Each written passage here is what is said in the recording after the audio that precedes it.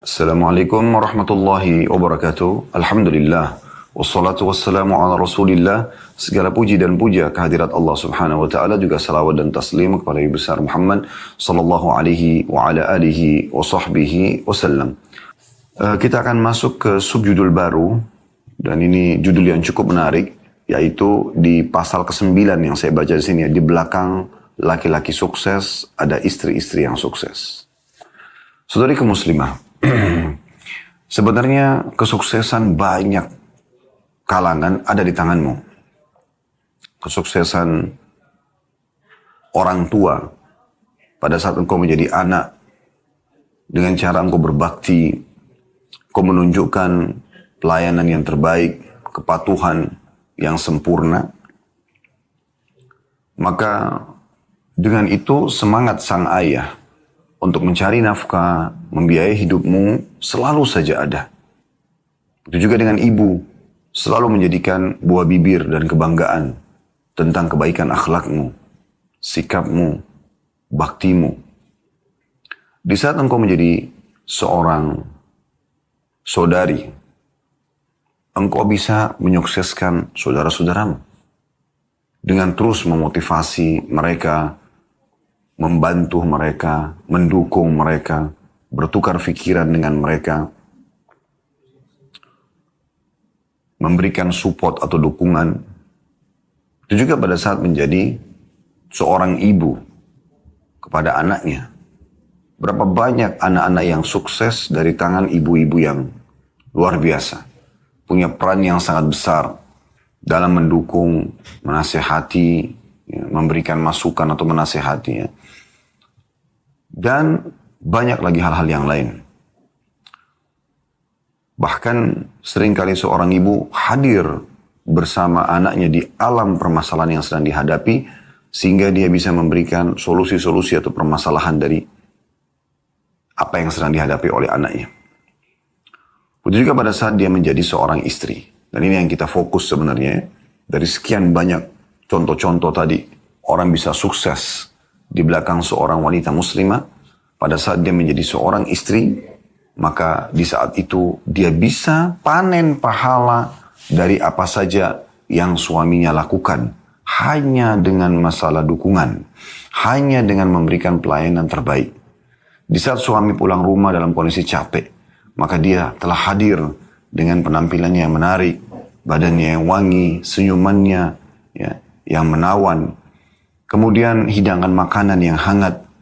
Semuanya memberikan suasana baru bagi sang suami yang sedang menghadapi banyak permasalahan di luar sana. Selain dari panasnya cuaca atau malah dinginnya cuaca, kalau tergantung musimnya. Kemudian hiruk-pikuk dari kemacetan jalanan, problematik yang dihadapi dari menumpuknya pekerjaan di kantor misalnya, permasalahan dengan teman-teman, atau mungkin dia bagian GA di kantor misalnya itu pengadaan barang misalnya, sehingga dia harus sibuk dengan penagihan utang, menyusun nota-nota, atau seorang akunting yang sibuk dengan laporan perusahaan, atau apa saja pekerjaan, atau mungkin security yang harus dia menjaga keamanan setiap saat sigap misal, atau aparat pemerintah yang terus banyak sekali tugas-tugas yang harus dilakukan demi untuk maslahat banyaknya masyarakat di negara tersebut. Maka suasana yang berbeda yang dia temukan di rumah, dari kehangatan sambutan yang tidak ada beban, tidak ada tuntutan, semua itu akan sangat membantu sang suami kembali memfreshkan lagi, menyegarkan kembali pikirannya, tubuhnya, dengan hubungan intim yang ideal, dengan bercandaan yang itu tidak ditemukan di luar sana. Sekali lagi saya ingatkan wahai muslimah, betapa banyak laki-laki yang akhirnya karena tidak menemukan ini dari istrinya, maka mereka yang tidak beriman kepada Allah Subhanahu wa taala, kemana arahnya? Menuju ke tempat perempuan-perempuan tanda kutip penghibur. Kenapa dikatakan perempuan penghibur? Perempuan malam. Karena memang mereka mengisi kekosongan itu dari para istri. Mereka pada saat menyambut tamunya dengan penampilan yang paling seksi, dengan badan yang paling wangi, dengan senyuman yang paling menawan, dengan manjahnya, dengan rayuannya, dengan segala macam. Yang dari awal bahasan buku ini sudah kami selalu titik beratkan. Harusnya ada padamu, wahai para istri itu. Bagaimana kamu bisa meraih itu? Kegiatan atau contoh-contoh atau sikap seperti ini, yang nanti akhirnya engkau hadir dalam kehidupan suamimu dengan itu. Meraih itu. Sehingga akhirnya suami tidak berpikir untuk ke tempat-tempat yang seperti tadi. Bahkan mungkin ada di antara kaum muslimin yang beriman pun kepada Allah, tapi karena yang dia temukan setiap kali pulang rumah, wajah yang cemberut, mata yang melotot, lisan yang tajam, penampilan yang berantakan, makanan yang tidak hangat, tidak ada sama sekali kata-kata cinta, kata sayang, ya, kehangatan. Suami pun kalau mau tidur malah marah-marah, udah pulang telat, malah tidur, dan segala macam. Tidak ada sentuhan jari-jari jemarimu yang lentik dan bagus itu dengan pijitan-pijitan di tubuhnya yang membuat dia hilang dari kepenatannya. Sehingga akhirnya mereka berpikir sederhana. Menikah lagi bermasalah dengan istri. Tambah permasalahan. Akhirnya pergi ke tempat-tempat wanita penghibur tadi. Dia berpikir, ya sudah, dengan ini saya bayar sejam, 2 jam, 3 jam, 4 jam, selesai. Saya dipijit, saya dihibur, terpenuhi biologi saya. Padahal haram sebenarnya dalam agama Islam. Dan dia tahu itu haram. Tapi kenapa dia lakukan?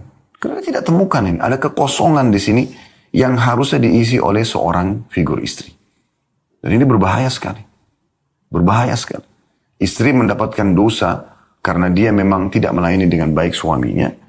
Plus lagi suami juga dapat dosa karena dia melakukan perbuatan haram. Tentu suami tidak layak harusnya mengerjakan ini ya. Tapi dia terpaksa karena kondisi dan keadaan. Tapi di saat seorang suami pulang dari membel pintu pun, istri yang mengambil alih untuk membuka pintu. Kemudian dengan senyuman yang ya menawan, dengan penampilan yang indah, ya bau mulut, nafas, tidak ada sesuatu yang mengganggu. Suami disambut dengan hangat. Mungkin dibantu bukain sepatunya, kaos kakinya, diangkatin barangnya. Dia masuk ke dalam rumah yang nampak penataan yang rapi, ya. Bau yang wangi, ya. Kemudian meja makan sudah tertata rapi dengan makanannya, hangat.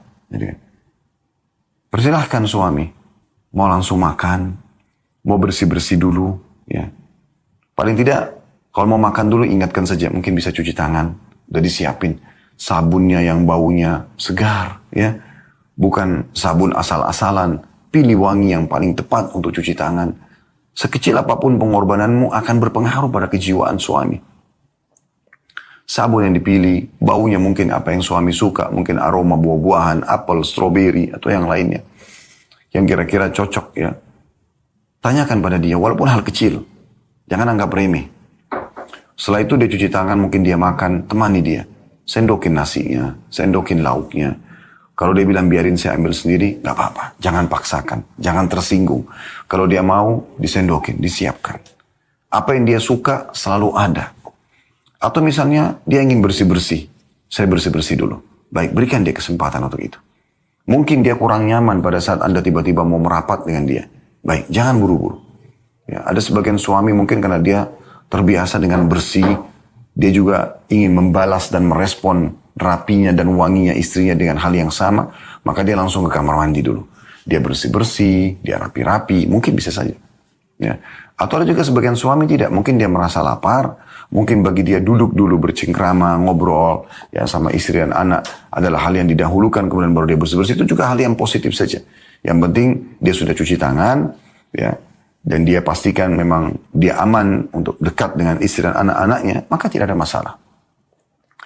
Tapi ini semua rangkaian yang sederhana, simple, tapi berefek sekali.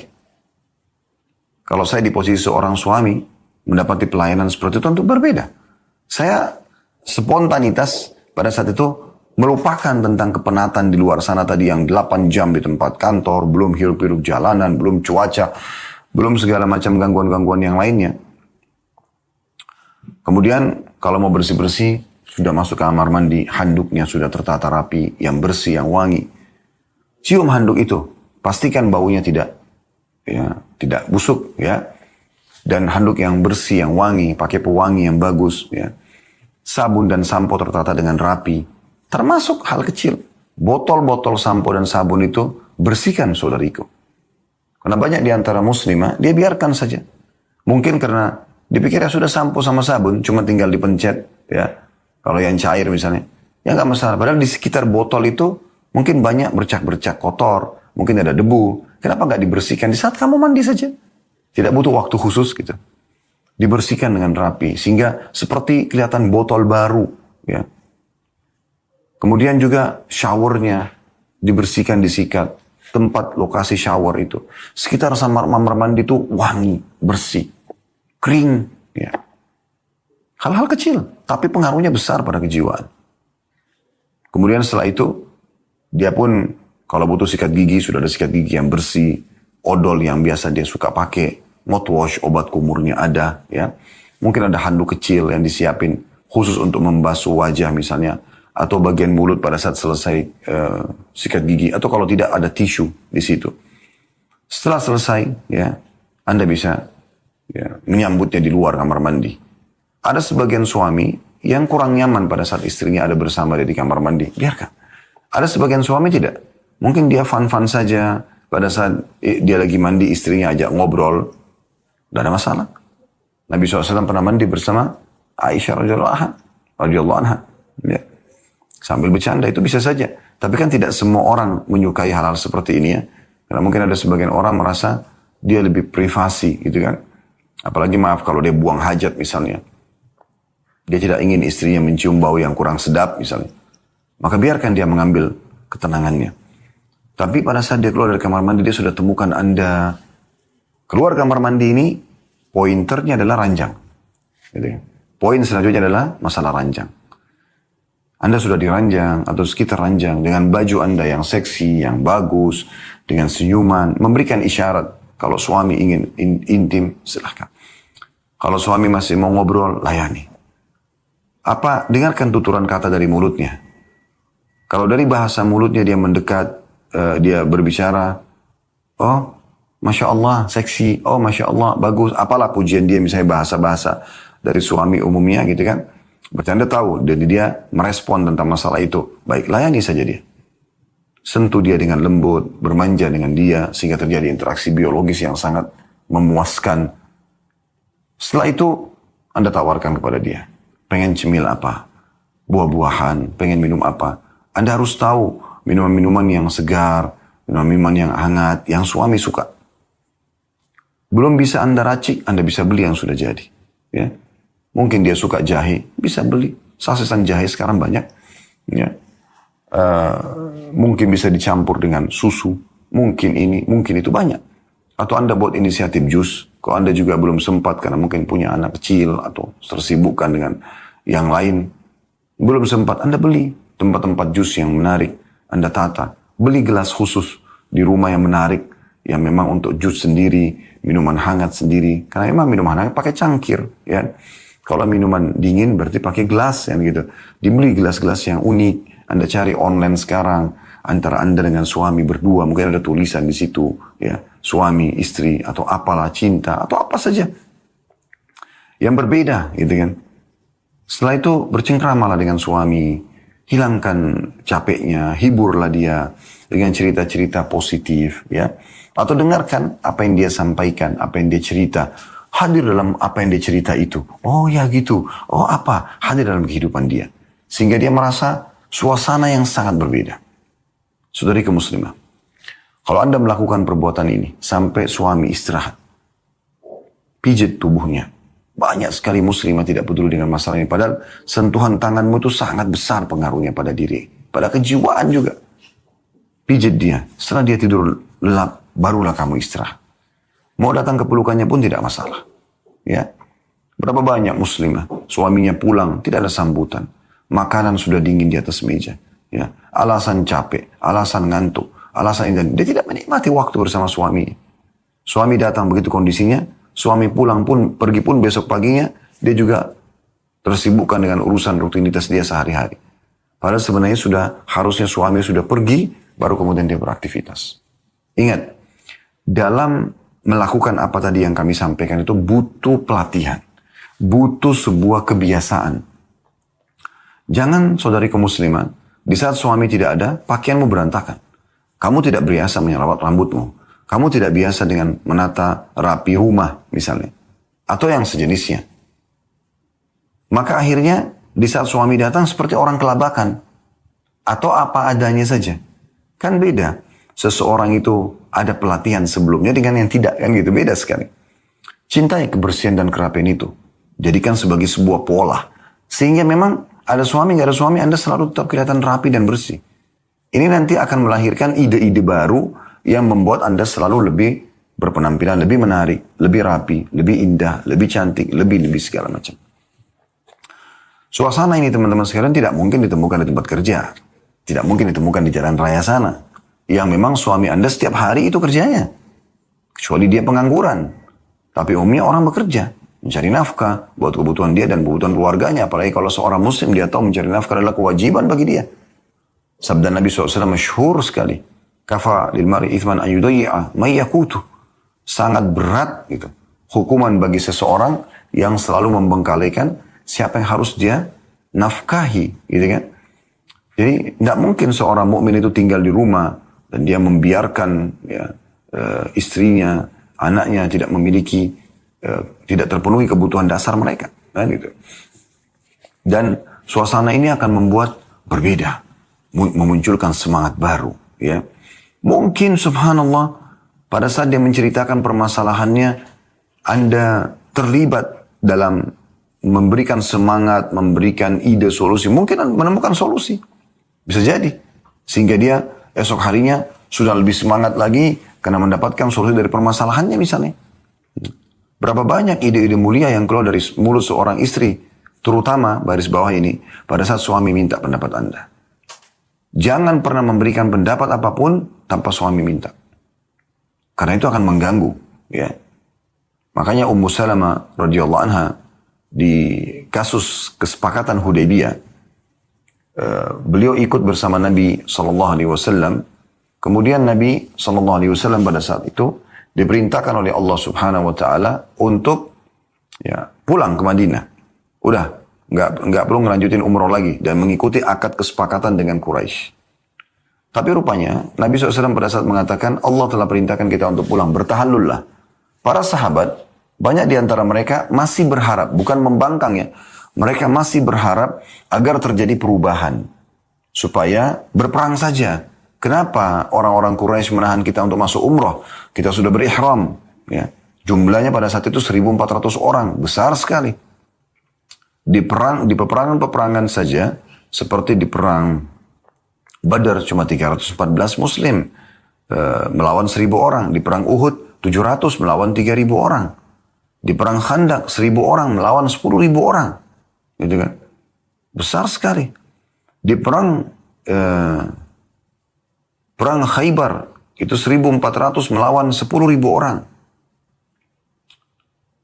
Di pembebasan kota Mekah 10.000 muslim melawan satu kota Mekah. Pasukan mereka pada saat itu mencapai 4.000 orang dari orang-orang Quraisy kalau dikumpulkan semua. Tapi di kesempatan Hudaybiyah jumlah mereka 1.400. Ini dalam kondisi umroh, bukan pasukan perang. Cuma mereka siap untuk berperang. Akhirnya yang terjadi mereka masih duduk dan berharap agar ya, terjadi perubahan. Bukan disuruh pulang tapi berperang. Maka Nabi SAW masuk ke dalam kemah dan terlihat sedikit murung pada saat itu. Ummu Salamah bertanya radhiyallahu anha, ada apa wahai Rasulullah? Kata Nabi SAW, kita sudah diperintahkan oleh Allah untuk balik ke Madinah. Dan saya perintahkan kepada mereka tapi bertahlul mereka masih menunggu. Saya khawatir azab Allah turun kepada kita. Maka kata Ummu Salamah, ya Rasulullah, nasihat yang luar biasa.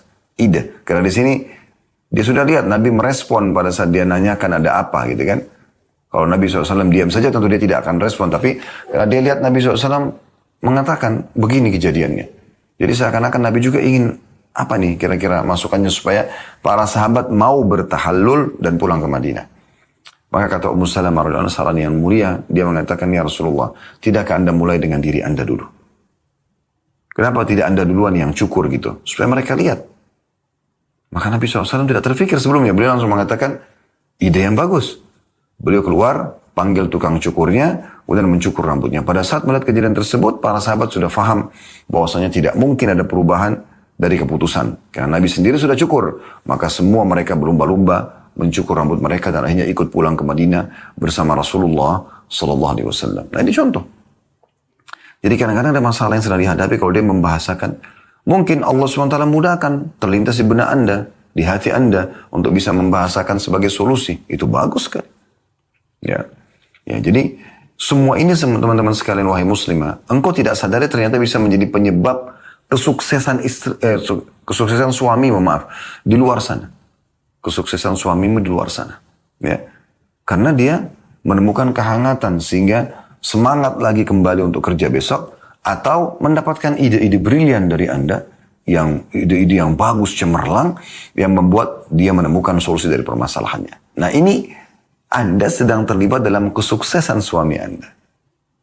Semua yang panjang lebar tadi kami jelaskan ini teman-teman sekalian adalah penjelasan masalah judul kita. Di belakang suami-suami sukses, ada istri-istri yang sukses. Baik, kita coba dengarkan apa yang disampaikan oleh penulis berhubungan dengan masalah judul ini. Baik, dia mengatakan tidak diragukan lagi bahwa pria yang sukses dalam pekerjaannya selalu mendapati suasana kondusif yang mendukung untuk kesuksesan tersebut. Tak seorang pun bisa menjalani kehidupannya dan meraih kesuksesan yang besar dalam suasana yang tidak kondusif. Jika ada yang bisa, pasti kesuksesan yang diraihnya masih jauh dari apa yang semestinya bisa dicapainya. Jadi untuk sukses harus ada kondisi dan suasana yang kondusif yang mendukung itu. Misalnya ketenangan jiwa, pelayanan yang baik, dan segala macam lah persiapan yang matang untuk itu. Suasana kondusif yang mendukung untuk terwujudnya kesuksesan adalah rumah. Sekali lagi, suasana kondusif yang mendukung untuk terwujudnya kesuksesan adalah rumah, ditambah lagi yang tenang, yang diliputi cinta kasih, dan istri yang menjadi sebaik-baik bantuan dan sandaran bagi suami. Jadi di sini bermula nih tangga pertama bahasannya dari judul kita. Di belakang suami-suami sukses ada istri-istri yang sukses. Artinya Anda sukses menjalankan tugas Anda sebagai seorang istri, fungsikan maksimal dalam memenuhi kebutuhan suami dan memberikan solusi pada saat dibutuhkan dan diminta, maka Anda sukses karena telah menyukseskan suami. Saya ulangi kata beliau, suasana kondusif yang mendukung untuk terwujudnya kesuksesan adalah rumah yang tenang, 1. Yang diliputi cinta kasih, 2. Dan istri yang menjadi sebaik-baik bantuan dan sandaran bagi suami, 3. Lalu beliau mengatakan istri membuka cakrawala harapan di hadapan suami berkenaan dengan proyek-proyek yang ditanganinya dan pekerjaannya. Ia menyiapkan suasana kondusif yang menggiatkannya untuk melakukan amal soleh yang membuahkan hasil. Amal-amal produktif. Adapun rumah yang hiruk-pikuk dengan problematika, kepenatan, tidak ada keridhaan, dan saling mencari-cari kesalahan masing-masing suami istri, maka tidak akan menghasilkan apa-apa dan tidak bahagia. Baik suami ataupun istri sendiri. Karena istri berharap suaminya merespon dia, menyentuhnya, mendengarkan kisahnya, keluh kesahnya. Kan begitu. Saya ulangi, adapun rumah yang hiruk-pikuk dengan problematika, kepenatan, tidak ada keridhaan dan saling mencari-cari kesalahan masing-masing suami istri, maka tidak akan menghasilkan apa-apa dan tidak bahagia. Istri berjalan tidak tentu arah dan dunia menghimpitnya. Begitu juga suami, tidak jauh beda. Ia terkadang terlihat tidak memiliki reaksi atau terpengaruh dengan segala yang terjadi. Tapi sebenarnya hatinya sesak dan dunia serasa menghimpit di sekelilingnya. Maksudnya pada saat istrinya cuek, nggak peduli dengan dia, nggak dandan, nggak melayani, nggak seperti tadi yang ideal yang kami sampaikan, hampir setengah jam atau 20 menit lebih tadi kita menyampaikan tentang hal-hal yang kita harapkan bisa menjadi pondasi dasar bahasan kita ini. Sebenarnya kadang-kadang suami cuek aja. Ada suami kan sudah capek, nggak mau lagi peduli dengan istrinya dandan atau tidak, ya siapin makan atau tidak. Udahlah dia cuek aja juga. Dia sibuk dengan handphonenya, dia sibuk dengan alamnya sendiri. Ya. Kata beliau, ia berjalan, tapi sebenarnya dalam kondisi seperti itu tetap aja dia kepikiran. Dan ia berjalan tidak tentu arah dan tidak menyadari apa yang dikatakan dan diperbuatnya. Dari emosional, menyalahkan dan segala macam. Maka bagaimana mungkin orang yang seperti ini akan sukses dalam pekerjaannya? Karena itu lakukanlah apa yang bisa engkau lakukan wahai istri yang mulia. Demi kesuksesan suamimu dalam pekerjaan dan kehidupannya secara umum. Ketahuilah bahwa kebahagiaan yang hakiki bagimu adalah ketika engkau melihat orang yang engkau selalu berdiri di sampingnya mendapat kesuksesan. Jadi maksudnya itu jadikan target utama. Kalau ya, orang yang ada di sebelahmu ini suamimu sukses. Itu target utamamu. Dia bahagia. Dia sukses di pekerjaannya. Dan itu terlihat dari respon-respon dia dalam memenuhi kebutuhan-kebutuhanmu. Mungkin aku bertanya-tanya, kata beliau, apa yang bisa aku lakukan demi kesuksesan suamiku? Maka dokternya jelas, hafidhahullah, menyebutkan kiat-kiat dari beliau. Beliau mengatakan, inilah sedikit jawaban yang bisa aku berikan kepadamu, mudah-mudahan membantumu dalam mendampingi suamimu dan mengantarkannya menuju kesuksesan di dunia dan juga di akhirat. Baik saudariku muslimah, kita akan masuk ke kiat-kiat dan saran dari Dr. Najla Sayyid Nail hafizahullah agar engkau bisa menjadi istri-istri yang sukses dan akhirnya menopang kesuksesan suami. Yang pertama beliau sarankan adalah, ingatkanlah suamimu agar senantiasa mengikhlaskan niat dalam segala pekerjaan yang dilakukannya dan merasa diawasi oleh Allah subhanahu wa ta'ala. Jangan sampai ia menempuh jalan yang haram atau yang mengandung syubhat. Berpesanlah kepadanya, bertakwalah kepada Allah berkenaan dengan kami. Dan janganlah memberi kami makan kecuali makanan yang halal. Kami ingin bersabar menghadapi kelaparan. Tapi kami bisa bersabar menghadapi kelaparan, tapi kami tidak bisa bersabar menghadapi neraka di akhirat nanti. Ini pesan yang pertama. Jadi maksudnya adalah fokus. Ya. Melihat kalau suami pendapatannya sudah halal, Anda tidak usah sentuh lagi itu. Tapi di saat misalnya suami membahasakan, saya kemarin ditawarin bonus di kantor misalnya. Ya.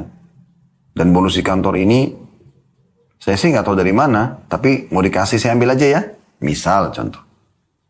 Ada sedikit tanda tanya di situ. Seakan-akan dia mau mendengarkan pendapat Anda seperti apa. Maka jawab seperti ini.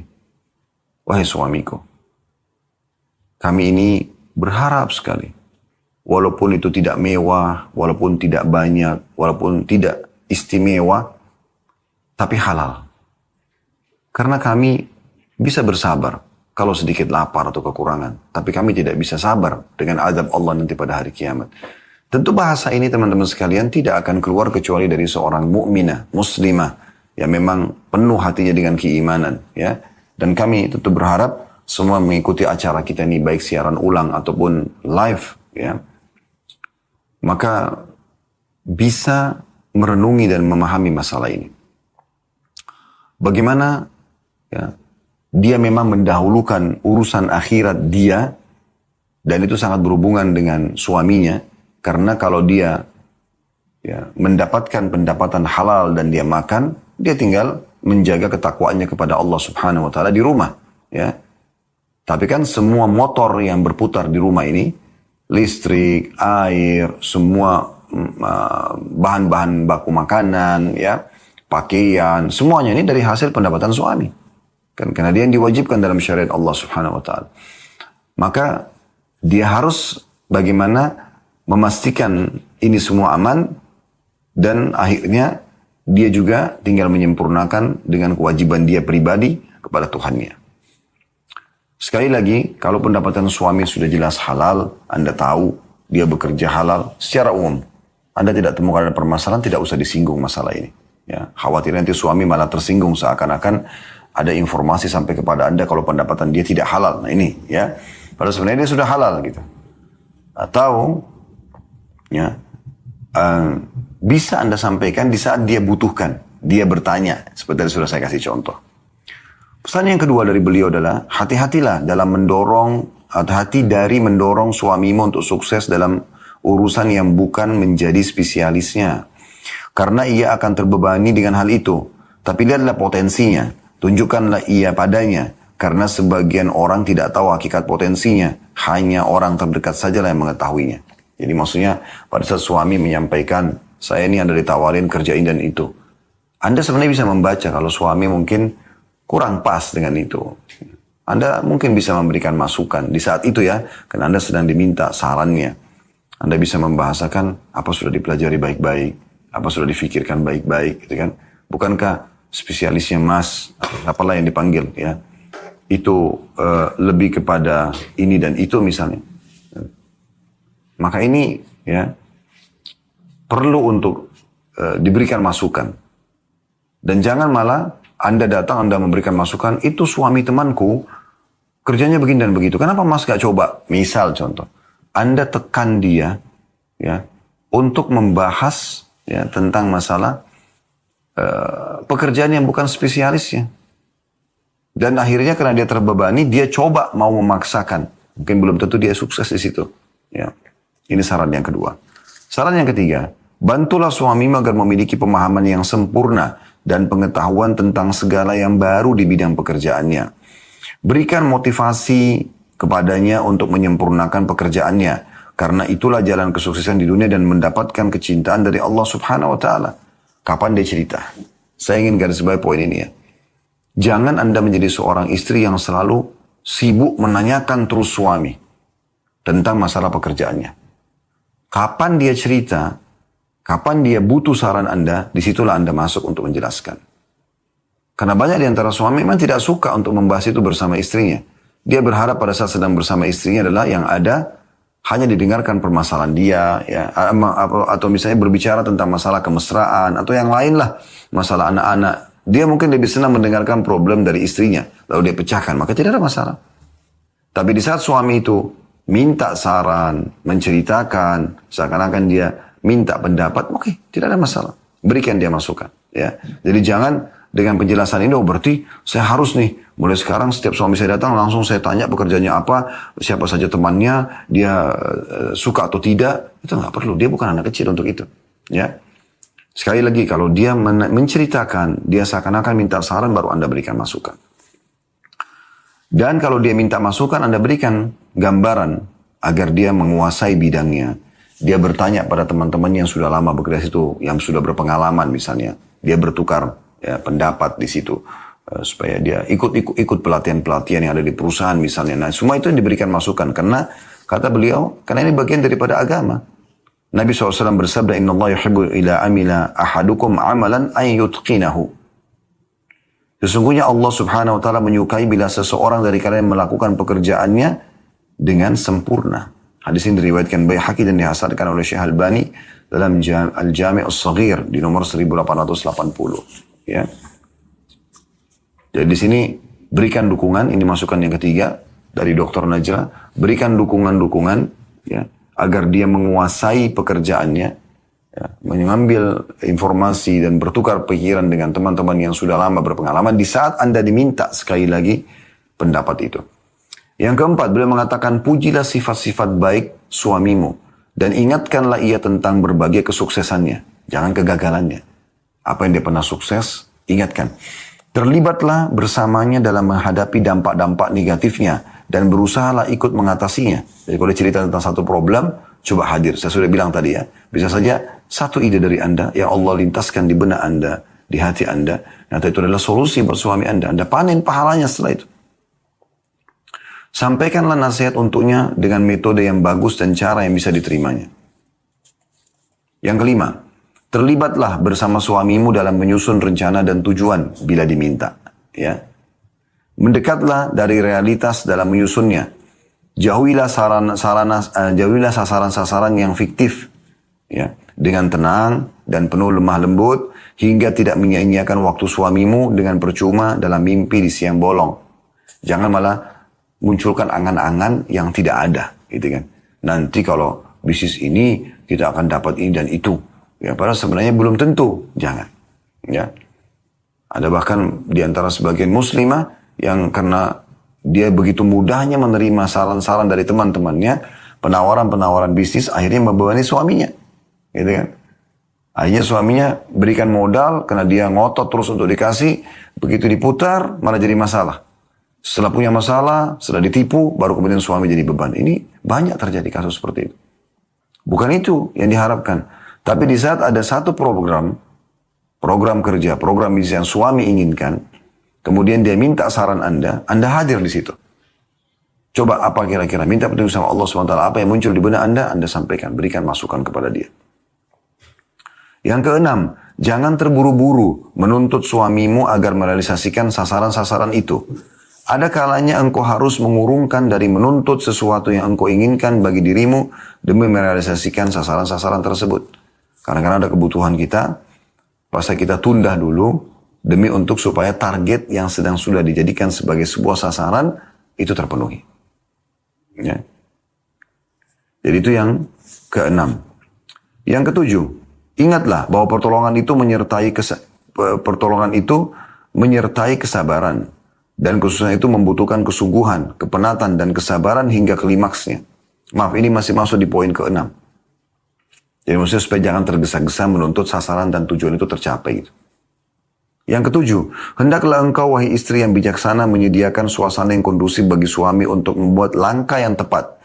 Dan menyediakan waktu yang leluasa untuknya guna mewujudkan keinginannya. Jadi ini dukung dia. Waktu yang kondusif misalnya. Ada satu hal yang dia harus selesaikan pekerjaan.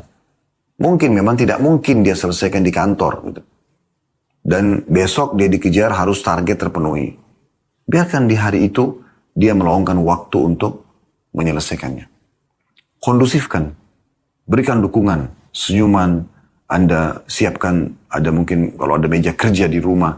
Dia udah bisa disiapin di situ. Dia duduk. Mungkin dia menyiapkan materinya. Mungkin dia sedang menyiapkan strateginya, mungkin dia sedang menghitung laba ruginya, mungkin segala macam.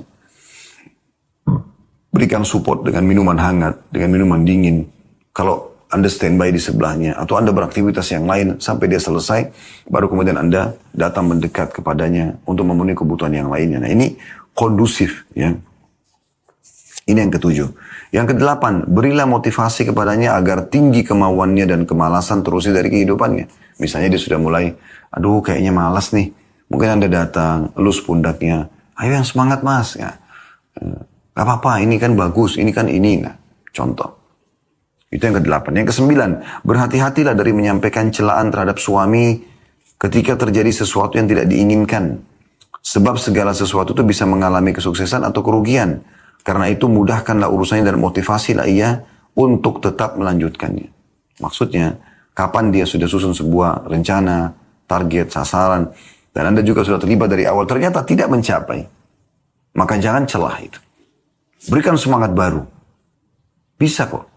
Di saat anak kita naik sepeda misalnya, kemudian jatuh. Kira-kira ibu kerjakan apa? Ibu bilang, tidak usah pakai sepeda lagi nak. Kayaknya kamu nggak bisa. Kan tidak mungkin. Pasti bisa nak, ayo ulangi lagi, nggak apa-apa. Luka sedikit nggak apa-apa misalnya. Hanya sampai anak kita bisa naik sepeda, kan gitu. Nah itu contohnya. Jadi supaya mudah difahami saja gitu.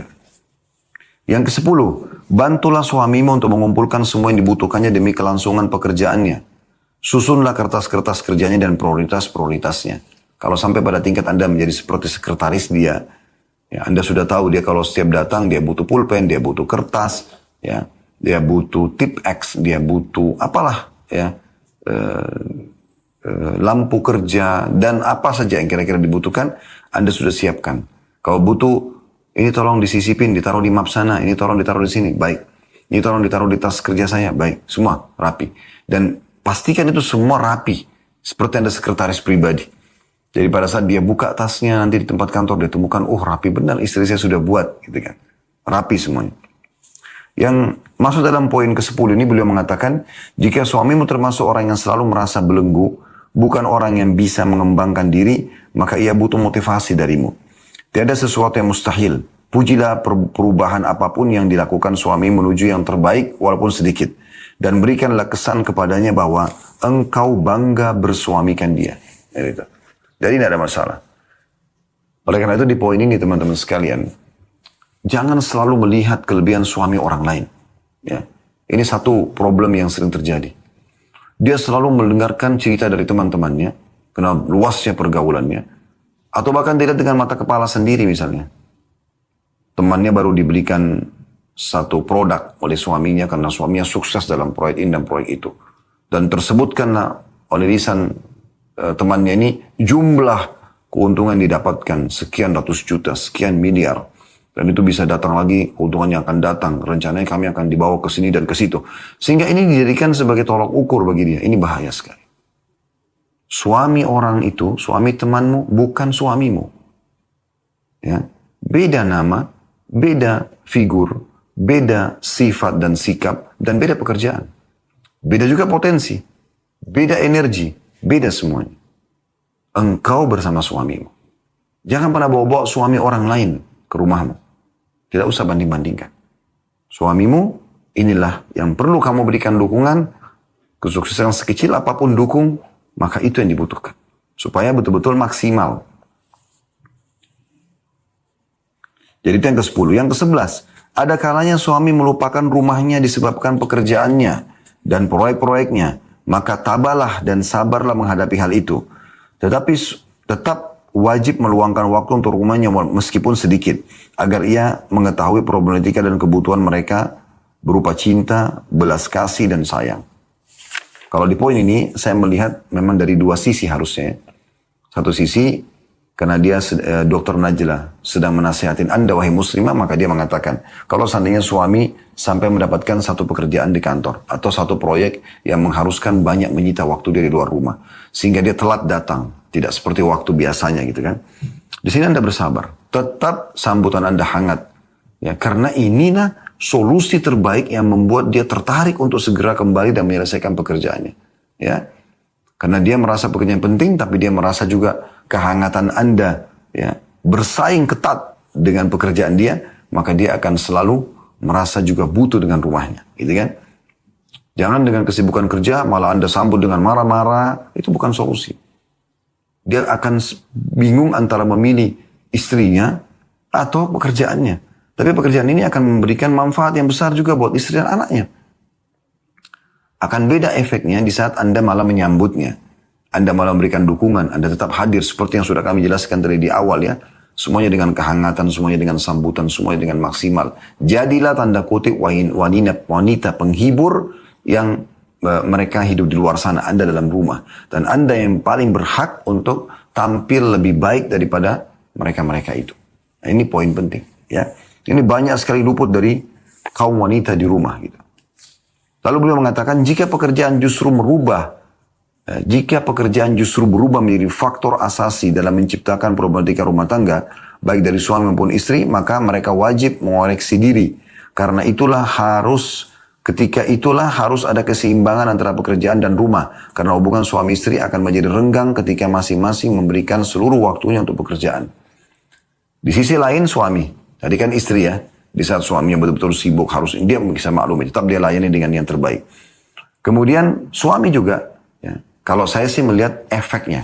Karena Dr. Najla bicara sebagai seorang wanita, saya bicara sebagai seorang laki-laki yang sedang membedah buku ini.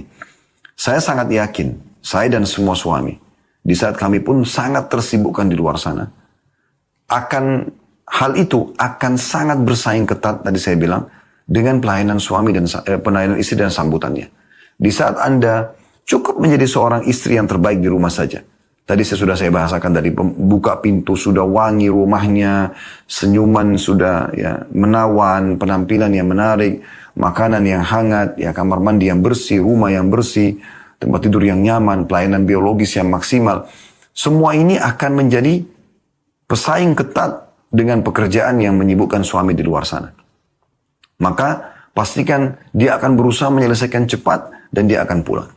Ya, saya sangat yakin kalau suami terlayani dengan baik tidak akan terjadi seperti apa yang Anda khawatirkan. Gitu ya.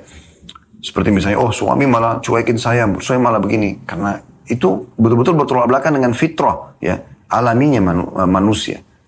Nggak mungkin gitu. Sekarang apa yang membuat saudaraku seiman kita nyaman dengan seseorang? Sehingga kita mau berlama-lama dengan dia. Misal Anda dengan teman Anda saja misalnya. Apa kira-kira? Kenyamanan duduk ngobrol sama dia kan? kenyamanan berteman, kenyamanan dia mendengarkan permasalahan kita dan memberikan solusi. Kan begitu. Sehingga kita setiap ada masalah berharap ketemu dia. Setiap hari kita kangen ingin bertemu dengan dia. Nah seperti itu pasangan suami istri. Malah lebih dahsyat daripada itu. Cukup jalankan tugas kita saja. Kemudian selanjutnya yang ke-11. Suami istri harus memberikan kepada rumah hak afiliasi dan hak pemeliharaan berupa waktu, harta, dan perhatian sesuai kesanggupan. Masing-masing pihak memberikan hak kepada yang memilikinya. Jadi istri merawat dengan baik perabot-perabot rumah, penataannya dan segala macam. Sofa ya dengan rapi, semua barang-barang tidak ada yang hilang, ditata dengan rapi. Sudah kami jelaskan di bab-bab sebelumnya ya. Beliau juga menyinggung tentang masalah rumah tangga itu adalah tanggung jawab setiap istri. Setiap jengklar rumah tanggamu, setiap produk yang ada di rumah itu, sendok, garpu, gelas, apa saja, Allah akan minta pertanggungjawabannya karena dari harta suami. Jadi jadikan itu sebagai skala prioritas ya. Yang harus ada pemeliharaan khusus, diluangkan waktu, ya, itu juga perhatian, ya, sesuai dengan kesanggupan kata beliau di sini. Ya. Begitu juga dengan suami, dia harus menyiapkan semampu dia yang terbaik, yang istrinya nyaman menatanya di rumah. Ya. Di satu produk memang rusak, bukan karena sengaja dari istri, ataupun kalau dia tidak, ya, dia sengaja, tapi bisa kita bahas tidak sengaja sebenarnya. Dia niatnya meletakkan satu benda satu tempat ternyata jatuh, tidak sengaja, rusak ya sudah. Si suami di sini juga meluangkan hartanya, waktunya untuk membeli produk tersebut dan menggantikan. Jadi ada unsur kerjasama di sini di poin ke-11.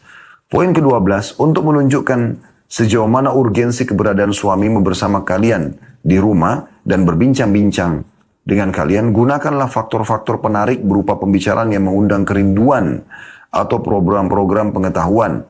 Jangan lupakan kata-kata yang manis tanpa memberikan kesan kepadanya bahwa ia disuruh untuk melakukan hal demikian atau bahwa ia teledor dan seterusnya.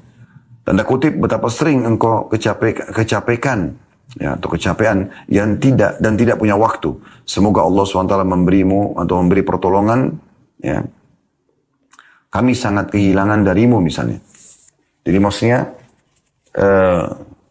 ada bahasa-bahasa yang bisa dipilih di poin yang ke-12 mungkin sini ya.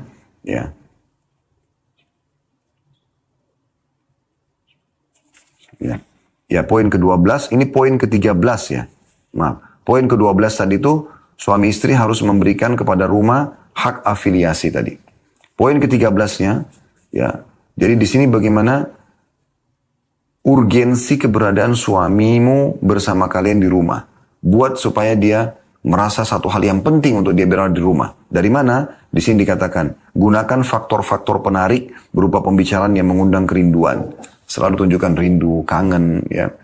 Tutur kata yang diikuti dengan candaan, itu dibolehkan dalam syariat. Bahkan menghabiskan waktu banyak pun tidak ada masalah. Cengkrama yang selalu membuat dia kangen. Anda boleh kirimkan dia cuplikan video yang menarik dari Anda. Anda boleh kirimkan foto yang menarik dari Anda. Privasi. Tidak ada masalah. Ya. Karena halal buat dia lihat dan nikmati, halal juga buat Anda ya, menikmati dari suami. Untuk pribadi ya, cuplikan Anda pribadi, bukan cuplikan orang lain. Ya, tidak dibenarkan Anda berkirim video dan cuplikan foto wanita lain misalnya ke suami. Tidak, jangan. Ini sering terjadi juga ya. Karena si istri tidak percaya diri maka dikirimkan wanita lain kepada suami, ini salah. Atau suami kirimkan ke istrinya tentang cuplikan laki-laki lain misalnya. Hanya dengan menganggap ini lelucon, supaya lucu, bahan tawaan. Tanpa dia sadari istrinya disuka. Kan gitu. Akhirnya jadi nonton sendiri. Akhirnya jadi tertarik dengan figur laki-laki tersebut. Karena perempuan banyak terbawa dengan perasaan. Nah ini tidak boleh. Kemudian beliau mengatakan sebagai penutup di sini. Setelah poin ke-13. Kata-kata ini bisa mendidik suamimu tentang urgensi keseimbangan antara rumah dan pekerjaan. Ini adalah langkah-langkah yang paling penting untuk jalan kesuksesan suami istri. Hendaklah engkau berhati-hati wahai saudariku tercinta dari menggunakan segala bentuk kekerasan dalam pembicaraan yang bertujuan untuk perbaikan. Sebab bisa jadi engkau justru mendapat kesusahan dan kehidupan mengalami kegagalan. Jadi walaupun niatnya baik, ingin memperbaiki, jangan gunakan ya bahasa-bahasa kasar. Karena ini tidak akan memberikan solusi. Ini hanya akan memperkeruh permasalahan. Hanya akan memperkeruh permasalahan. Baik, kita masih lanjutkan satu subjudul karena ini sangat berhubungan dengan bahasan kita, yaitu kesuksesan suamimu menuntut ketidakteledoranmu dalam urusan rumah. Baik pagi maupun petang, kata beliau, segala sesuatu yang ada di rumah selalu tidak berada di tempatnya. Alat-alat dapur bertebaran di mana-mana, kamar tidur tidak tertata rapi, ruang tamu dipenuhi mainan, anak-anak bermain di tempat tidur, dan bau tempat tidur tidak tertahankan. Ya, coba perhatikan, ini bahasa seorang wanita, doktor di bidang syariat, dan dokter dan pengalaman pribadi sebagai istri. Bayangkan, ini bahasa seperti sedang mengajak bicara kita semuanya, gitu kan? Anda terutama wahai para muslim. Bahasa ini jelas, baik pagi maupun petang, segala sesuatu yang ada di rumah selalu tidak berada di tempatnya. Dia tanya charger handphone, tidak tahu di mana. Dia tanya tentang pulpennya, tidak tahu di mana. Dia tanya tentang pakaian dalamnya, tidak tahu di mana. Alat-alat dapur pada saat dia lihat di dapur berserakan di sana sini. Kenapa Anda tidak tata dengan rapi? Ya. Butuh sesuatu yang bisa menata rapi itu, raknya atau apa. Anda minta sama suami, tidak masalah. Kamar tidur tidak tertata rapi. Alasannya kan sudah ditata rapi tadi pagi. Ya udah, kalau diberantakin sama anak-anak atau berantakan lagi, udah biarin. Subhanallah, istri yang cerdas, suaminya berdiri sedikit saja ke ruang tamu kah, ke kamar mandi kah, tadi dia duduk di atas ranjang, kembali sudah rapi kembali spray tersebut. Itu akan sangat membuat nyaman, sangat membuat nyaman. Ruang tamu dipenuhi dengan mainan, ini banyak kadang-kadang. Buatlah satu sisi rumah di mana di situ tempat anak Anda main, ya. Dan mainan itu dirapikan setelah itu. Anak-anak bermain di tempat tidur. Usahakan mainnya bukan tempat tidur. Tempat tidur, tempat untuk tidur. Bukan untuk bermain. Ya, jangan jadikan tempat untuk bermain. Bermain berarti di samping ranjang, oke. Kalau tempat Anda kecil misalnya. Atau ada tempat khusus mereka main kalau tempat Anda besar. Dan ingat, bau tempat tidur tidak boleh. Ya, bau busuk. Tebah selalu. Ya, pastikan spray sudah diganti. Kalau sudah 2 hari diganti. Ya. Jauhi semua. Kalau Anda biasa lagi nyemil, jangan di atas ranjang. Karena sering ada serbuknya. Itu membuat gatal gitu kan. Jadi pastikan semua itu bersih, rapi. Ya, ini penting. Sama dengan pada saat dia tidur. Jangan tercium ya di sarung bantal itu. Bau-bau yang tidak sedap, ini yang beliau tekankan. Lalu beliau mengatakan seandainya seorang istri menata hidupnya dan memahami dirinya sebelum pernikahan dan sesudahnya, juga mengetahui bagaimana menata kehidupannya dan rumahnya, lalu meletakkan segala sesuatu pada tempatnya dengan benar atau yang benar, bersegera menata rumahnya, mengatasi bau rumah dan kebersihan anak-anaknya, niscaya ia bisa menenangkan syarafnya, merasakan ketentraman dan menikmati kehidupan bersama suaminya. Jadi ternyata problem yang sederhana ini yang sering dilalaikan oleh banyak wanita, itu justru sumber ketentraman buat dia. Supaya tidak tegang syarafnya dan juga kenyamanan dia dengan bersama suaminya. Plus lagi, saya tambahkan di sini poinnya, anak-anak yang sedang dia tumbuh besarkan, itu akan mengikuti pola dia. Kapan dia biasa berantakan, anak-anak akan berantakan. Kapan dia biasa rapi, anak-anak juga akan rapi. Menumpuknya pekerjaan akan membuatnya merasa sempit. Dan itu berpengaruh terhadap anak-anaknya, perangainya dan pembicaraannya bersama suaminya. Juga berpengaruh terhadap suami dalam melaksanakan pekerjaan.